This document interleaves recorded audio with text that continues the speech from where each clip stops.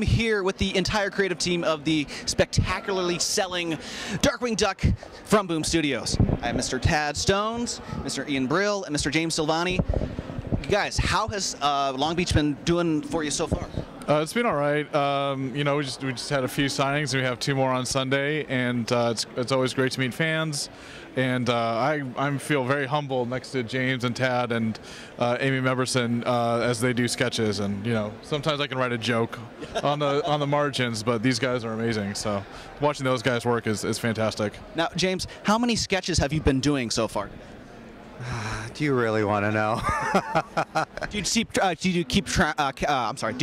count at all? No, I didn't keep track at all, but I think I sprained something about 2 o'clock. So, no, I'm good. I don't mind doing the sketches. It's great that everyone's so enthusiastic about it. So I'll be sketching away as long as they'll have me.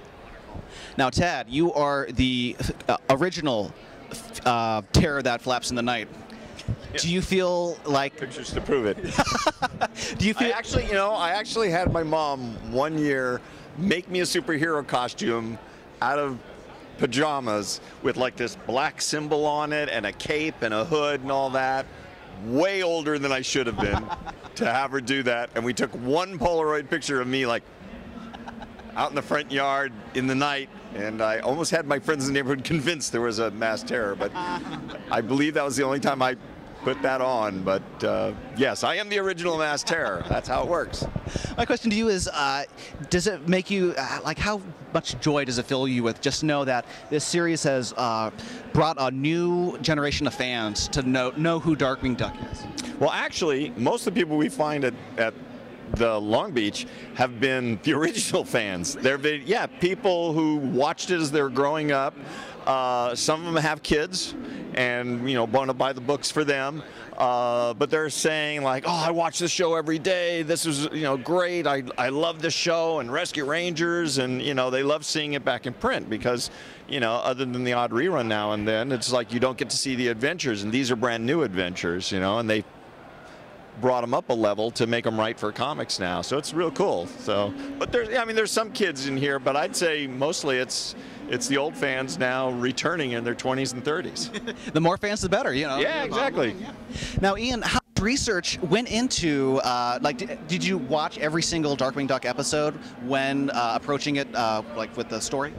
I don't know if I watched every single one. I did watch all the ones that are on the DVDs, okay. And I grew up watching the show as well.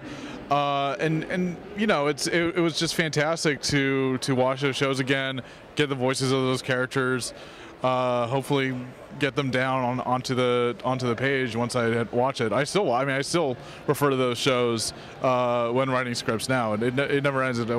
There's always something to pick up on. There's always something to be inspired by, and they're just great to watch all over again.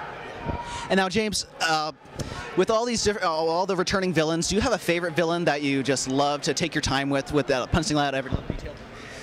I in the original 4-issue miniseries, Quackerjack was so much fun to draw because he was in one level on the TV show, but the way he was written in the Duck Knight Returns was so much better, so I could make him just that much more crazy and just that much more evil. But just going for straight evil, it's a lot of fun to do Negaduck. Yeah, that's the best to draw right now. So I cannot wait for Negaduck's return, because just seeing that, looking into this crystal ball in that final page, you're like, oh my goodness, he's coming back. Now, what does the future hold for Darkwing Duck at Boom Studios? Ask these guys. Okay, all right. So, what does it hold? Is there going to be any talking? Is Tad going to come on for a guest issue, maybe? Jamie, are we going to put you out of work? we may see if something like that happens. There's a lot of plans for Darkwing because thankfully it has been a success. There's certainly enough storylines that me and our editor Christopher Burns go over.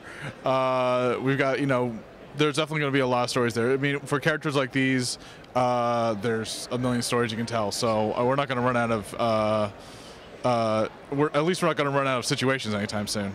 Well, I think I speak on behalf of the fans that if you guys keep doing what you're doing, I'm definitely going to keep reading them. Oh, so thank you guys so much for your time. All right. And if you haven't been reading Darkwing Duck, shame on you. Go read it right now.